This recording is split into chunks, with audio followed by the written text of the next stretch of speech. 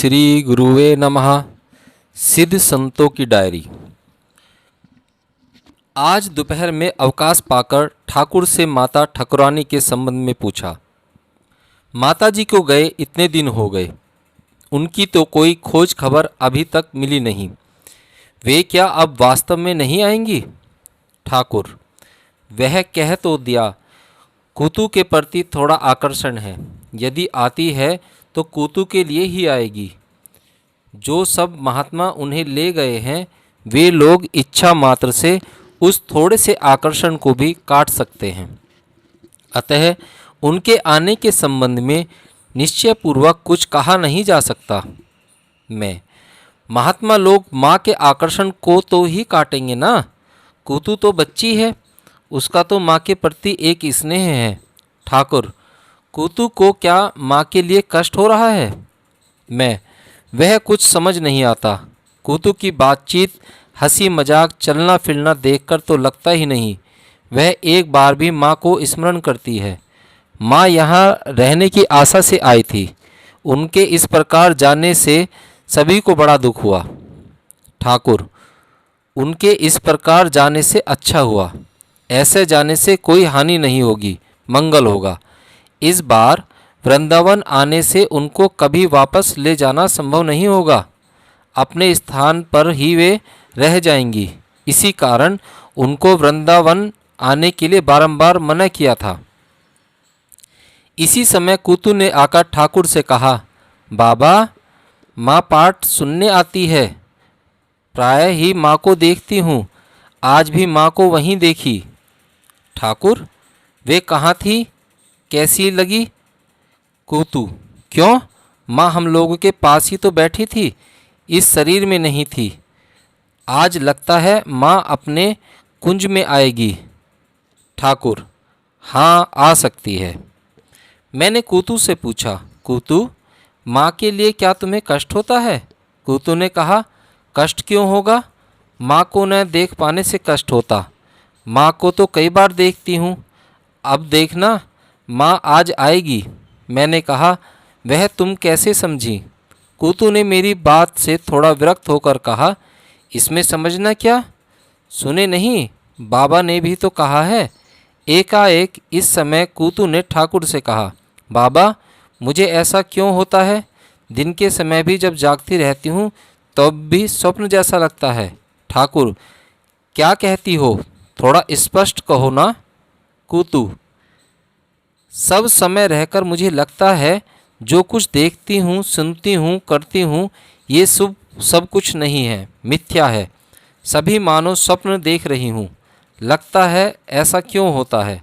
ठाकुर: तेरा बड़ा सौभाग्य है, इसलिए। यथार्थ में ही ये सब कुछ भी नहीं है, सभी मिथ्या है। स्वप्न ही तो है, ये सब स्वप्न है।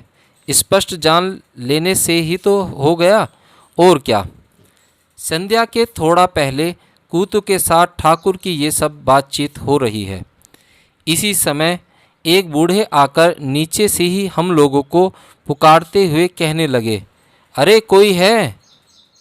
तुम लोगों की माता गोसाई हमारे कुंज में ही है। तुम लोगों को खबर देने आया हूँ। मैंने अभी तुरंत ही देखा, माता गोसाई हमारे घर पर बैठी हुई हैं। कब आई, कहाँ से आई, कुछ पता नहीं। घर पर उनको देखते ही तुम लोगों के पास दौड़ा आया हूँ। ठाकुर ने योग जीवन को बुलाकर कहा, योग जीवन, अभी चले जाओ, जाकर ले आओ। हमारे कुंज के 2 मकान के बाद ही एक गरीब गृहस्थ के घर में माता ठकुरानी बैठी थी। योग जीवन ने जाकर माता जी को ले आए। माता जी के शरीर में कोई विशेष परिवर्तन दिखाई नहीं दिया। परिवर्तन में केवल उनके वस्त्र गेरवे दिखे। माता ठकुरानी ने आकर ठाकुर को प्रणाम किया। ठाकुर ने भी बड़े संतुष्ट भाव से उनके साथ बातचीत करने लगे। परंतु जो इतने दिन माता ठकुरानी कहाँ किस प्रकार थी, इस संबंध में उन्होंने एक बात भी नहीं पूछी। रात्रि में भोजन के बाद ठाकुर के आसन के पास लेटा रहा। ठाकुर रात भर बरामदे में ही रहे। मच्छरों का बड़ा उपद्रव है। माता ठकुरानी पंखा लेकर पहले की भांति ठाकुर को हवा करने लगीं।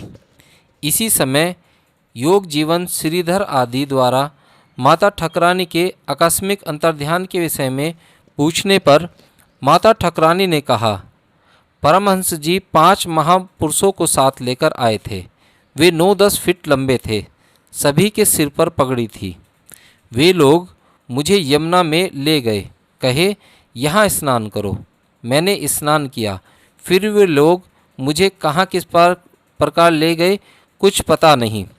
कुछ क्षण बाद देखी पहाड़ पर हूँ। बहुत ही सुंदर स्थान है। परमहंस जी ने मेरे रक्षक के रूप में उन 5 महापुरुषों को नियुक्त कर रखा था। वे लोग सर्वदा मेरे पास पास रहते थे। मैं इच्छा अनुसार जहाँ तहाँ घूम सकती थी। वह स्थान ऐसा है कि किसी प्रकार की दूर निश्चिंतता या अशांति मन में आती नहीं।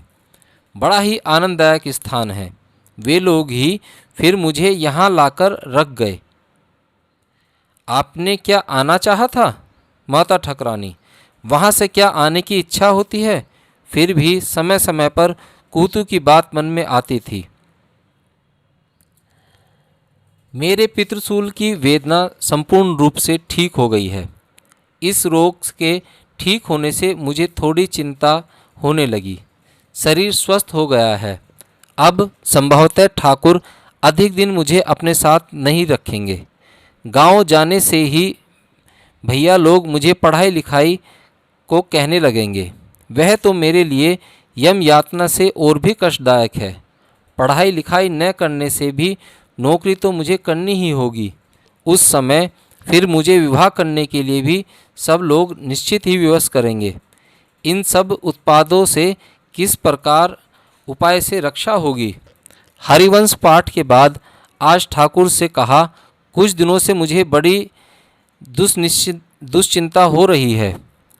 आपसे सब कहने की इच्छा होती है। ठाकुर ने कहा, दुश्चिंता किस लिए? खुलकर कहो। उत्साह पाकर मैं मन खोलकर इस प्रकार कहने लगा, मेरा शरीर स्वस्थ हो गया है। अब मैं क्या करूं? गांव जाने से तो भैया लोग मुझे स्कूल में भर्ती कर देंगे, परंतु पढ़ाई लिखाई बहुत समय से छोड़ दी है।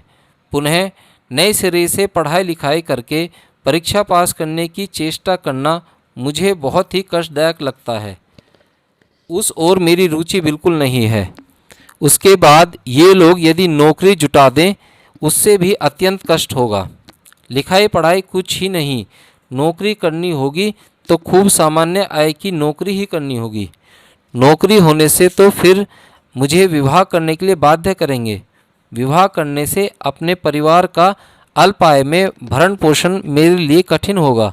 क्रम से परिवार वृद्धि होने से उस समय क्या करूँगा समझ नहीं आता। उसके बाद नौकरी करने से सब लोग कुछ न कुछ मेरे से आशा करेंगे। मेरी अवस्था के विषय में कोई सोचेगा नहीं। फिर आकांक्षा के अनुसार कुछ न मिलने पर सभी विरक्त होंगे। जो लोग मुझे अभी इतना चाहते हैं, यह नौकरी करने के कारण ही उनके मन में मेरे प्रति असद्भाव की दृष्टि होगी। बहुत समय से मैं निरोग अवस्था में रहा नहीं, यद्यपि अभी मेरा शरीर स्वस्थ है। सामान्य अनियम से फिर पीड़ित हो सकता है। मेरे भीतर की अवस्था जिस प्रकार शोचनीय है, फिर उस अवस्था में विवाह करने पर मैं किसी प्रकार से आत्मरक्षा नहीं कर पाऊंगा। संयम की ओर स्थिर होने से ही मैं कहाँ जाकर गिरूंगा कह नहीं सकता। तब कदाचार व्यभिचार करने में वह पैसा ही मेरा परख सहायक होगा। हाथ में पैसा पाकर स्वाधीन रहने के कारण मैं किस भयंकर नरक में जा गिरूंगा नहीं जानता। इस कारण नौकरी और विवाह मेरे लिए नरक का द्वार होता है। इस विपत्ति से आप मेरी रक्षा कीजिए, उसके सिवा कोई उपाय नहीं है। ठाकुर ने कहा, तुम्हारे शरीर की अवस्था जैसी है उसमें विवाह करना तो किसी प्रकार से ठीक नहीं है। शरीर अच्छा स्वस्थ होने से तो नौकरी करके भैया लोगों की सेवा कर सकते हो, विवाह नहीं करना होगा। ठाकुर की बात से यह जानकर मुझे संतुष्टि मिली। सोचा अब नौकरी भी नहीं करनी पड़ेगी। ठाकुर एक बार ऐसा कह दें तो मैं निश्चिंत हो जाऊं। मैं फिर धीरे धीरे कहने लगा, अविवाहित अवस्था में रहकर नौकरी करना मेरे लिए क्या सुरक्षित होगा? मुझे लगता है साधारण लोगों की अपेक्षा